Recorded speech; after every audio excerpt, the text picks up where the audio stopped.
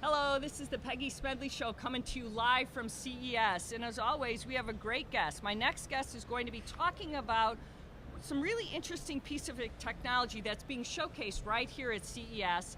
And it's a single-person, three-wheel electric vehicle, if I'm right. So, right. And my guest is Jeff Holland. You are the Chief Communications Officer at Electra Meccanica, if I have it right? That's right, All right, so now you have to tell us all about it. It's the Solo, if I have it right? Yep, the name of the car is the Solo, and it's, All right. it's a brand new car. We just introduced it last September. It's made in Vancouver, British Columbia, and it's got a 16.3 kilowatt motor. It's 100 miles of range, just over 100 miles of range actually, but it's all electric. It's not a hybrid, it's not parallel hybrid. It's an actual all-electric vehicle. It should be enough for most daily commuters. Kind of the idea of it, it's a single-seat commuter car. It does have a top speed of around 90 miles an hour, so you can take it on the highway if you need to. In fact, I live in San Diego, so I've driven it back and forth to the airport a couple times. I used it to drive out here.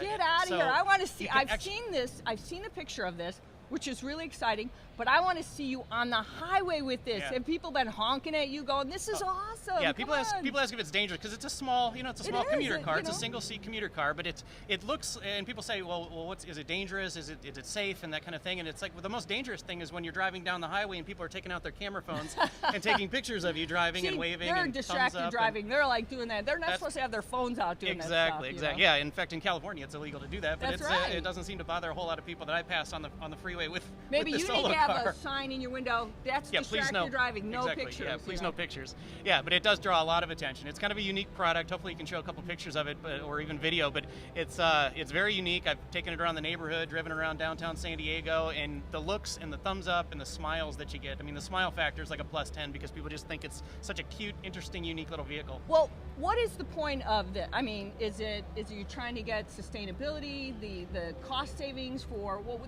tell us the purpose why you designed this. Yeah, I mean, our owner, if you ask him, he wants to put every single gas station out of business, in the next 10 years, and that's his vision for this product. Oil companies are loving you right now, But it's an all-electric vehicle, so there is an environmental focus to it. But it's really kind of all you need and nothing that you don't. It's a single-seat commuter car, so it's the statistics show from NHTSA that U.S. Commuters travel. 83% of them travel less than 36 miles a day, and they do it as a single occupant.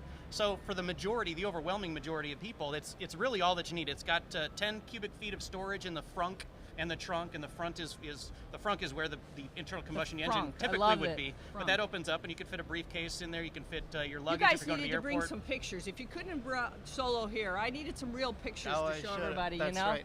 Oh, look! I don't know if you can actually see that and zoom in on that, but that is like so awesome to actually be able to see that. That is great. Yeah, we've got a red one in the booth here. Actually, there's a better picture here down in San Diego. Oh, there's another one that we can maybe zoom in on. That's right on the coastline. Right on PCH. Oh, I love it. And again, just a fun car. It's kind of the sensation of between driving a go-kart or a snowmobile for people up north. If they've driven a snowmobile, it's got that single track in the back, and it pulls you right along. The aerodynamic, it's got a less drag coefficient than a Chevy Corvette, so it sticks to the ground. People worry about body roll. It's all the weight is in the bottom. It's about 1,000 pounds total, but all the batteries and the motors are in the bottom of the car. So on the top, it's carbon composite. So it just kind of pulls you right down the road, whether you're commuting around town or whether you're on the highway on the I-5 freeway. Are these available now? When will they be available? They're available now. We're taking $250 fully refundable pre-orders or pre-deposits on the car. That'll kind of save your spot in line for when we can start deliveries. We just passed a U.S. certification this month, and so that the certification process enables you to get a VIN number. It enables people to get insurance for the car, and then we can start deliveries fairly soon. What are we talking about in price? $15,500 US. It's about $19,000. We sell these in Canada too, so it's just over $19,000 Canadian, but it's $15,500 US. And so looking that's at before, this, I'm sorry, that's before incentives and tax credits and all that and things other like kind of thing. So looking at that, when do you think people will be able to have them? We're targeting by the end of this year for first deliveries. We've already delivered a few in and around Vancouver, which is where we're from. So we've got a kind of a demo fleet.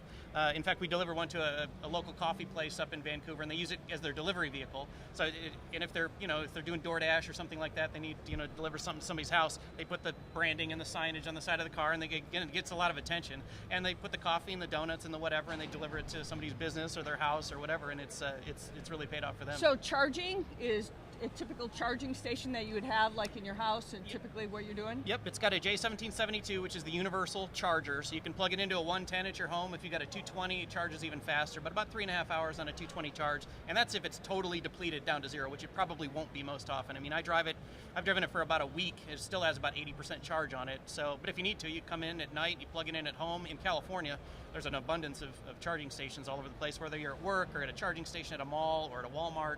They're all over the place now. So, and as the infrastructure improves, it's just going to get better and better for people that need to charge them. So, safety-wise, let's talk about that. What's been the response safety-wise? You know, you see, you know, I watch, like when you see people drive crazy, right?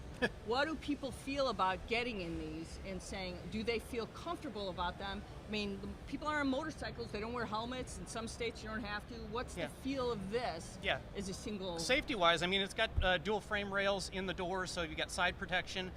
You've got kind of a roll cage in the middle of it, so it'll protect the occupant. It passed all of that's why we go through certification. It passed all the NHTSA safety certification as a three-wheeled, they're called an autocycle is a designation, which basically means an enclosed cockpit, and you've got a steering wheel and pedals instead of, you know, like in a motorcycle, like handlebars. So there's a couple other three-wheelers out there, the T-Rex and the Polaris Slingshot, but those are open canopy, and those are more like a motorcycle sensation than a car. This really drives like a car functionally. So when you say like that, and when it rolls, you know, like, you know, sometimes you want that truck roll concept. So is that what you're saying is some of those things when people ask about when it rolls? If you do have rollover, I mean, it meets the rollover certification for NHTSA. So, and that's the federal FMVSS, Federal Motor Vehicle Safety Standards. Okay. So it complies with all those. That's why we have to go through the rigorous safety protocol that they've established here. Is any state accepting that? Like you've got in Canada, if somebody wanted to buy it here, is there any state saying you can't have it? Canada's a little bit different than the U.S., and in the U.S., every state's a little bit different. Okay. Most of them are kind of standardized right now. Washington State has a different roof crush rating than some of the other states, so we've engineered all that with all the safety standards in mind for each state and for each province in Canada as well. So right now, what's the feedback been here when people are looking at CES going, this is, I mean, because it looks amazing. Yeah. I mean, you know. The show just opened. I mean, you get a lot of people coming by and want to take pictures, sit in it, you know, just like a regular car-to-car show kind of a thing. But, you know, people come by, the comments are like, that's amazing, that's cute, that's cool, that's interesting, because it's so different than it's unexpected. So, and when they come by, but again, they're always smiling, calling their friends over, taking pictures of it. It's been an overwhelming response here, and then we've had other shows like SEMA, the Vancouver Auto Show, where we've taken it. It's kind of a universal appeal for a lot of people. But we have this new generation that's very concerned about our world, you know, not, you know, polluting it. So you've come at a perfect time to do that, to say you want to put all the oil companies out of business. But you're producing something that's coming at a time that I think people are thinking about that. We have a generation that says we don't want to, you know, we want things smaller in a lot of ways. We don't want, you know, the car companies might not want to hear this. Sometimes they don't want these big, heavy trucks and things. So sometimes they want something smaller, just like you said. They go a few, you know, 30 miles or less. I mean, that does happen right now. And they don't want to actually have a gas guzzler. They want something. So you are introducing something that they want a greener footprint. Yeah. So I think there's truth to that right now. It's minimalist by design. I mean, it's kind of, again, it's everything that you need. It's nothing that you don't. If you go to work, I mean, nowadays you can do most of your work through your cell phone nowadays. I mean, I don't even have a laptop with me, but you're not going to take along a desktop computer if all you really need to do is type out an email or bang out a document or something like that, or share pictures. You can do all that through your phone. You can do everything that you pretty much need to do as a daily commuter in the U.S. with the Electra Meccanica Solo. You don't need a big Land Rover or a big Ford F-150. I live in the land of Land Rovers down in San Diego right now, and it's, you know, but it's moms taking their kids to soccer practice. It's, you know, going back and forth to the grocery store. If that's all you're doing with your car, you don't need, you know, a 7,000-pound Land Rover to do that sucks down gasoline. But what about now connectivity in this? You know, everybody has got to be connected 24/7. So how do you compare in that kind of thing? You know, being able to in this, because even going 30 miles, people have to have their phone with them. They got to be connected. It's a part of their extension of their arm. I mean, it's got all the things that you'd expect. It's got Bluetooth. It's got, you know, you can use Wi-Fi in your phone.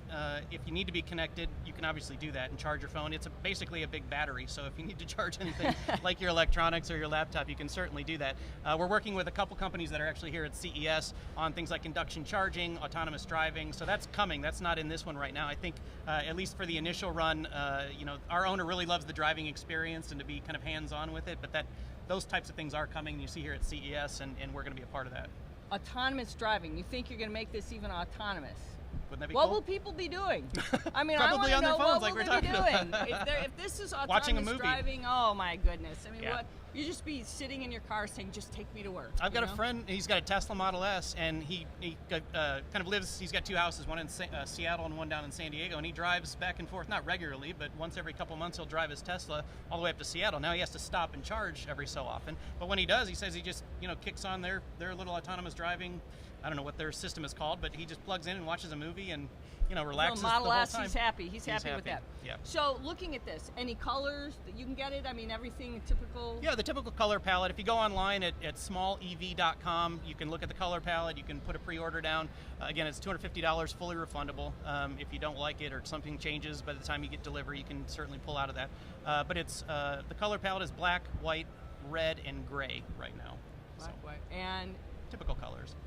what's your biggest hurdle right now?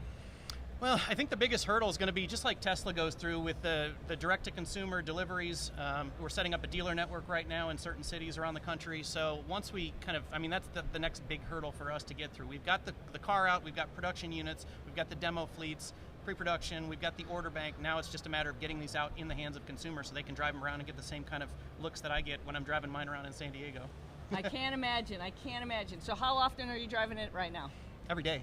Every day. Every day for everything I need. I mean, I've gone to the grocery store with it. I've gone to the airport a couple times. I've driven it up to Orange County, which is about 60 some miles away from where I live, and it's worked like a top. So I'm telling you. Any apps thinking about you're going to have with it? I don't know about apps with to unlock the door. Yeah, you can those probably kind do of all that things. stuff. Right now it's key entry and unlock and lock the doors, but it's fairly straightforward right now. I'll tell you, that's amazing. What's your URL again so our listeners can So the easiest one is smallev, SMALLEV.com, and that gets you right to the Electra Meccanica website. Well, I wish you guys best very of much for luck. your I time. think it's exciting. So there you appreciate have it. You guys want to learn more, get up to that website, and who knows, maybe you'll be driving a Solo very soon. So thank you so much for being with us. We appreciate it. Now, we're out of time for this segment, but stick around. We've got more to come as always. This is the Peggy Smedley Show, the podcasting voice of IoT and relevant technology. Stick around, and remember, with great technology comes great responsibility. We'll be right back.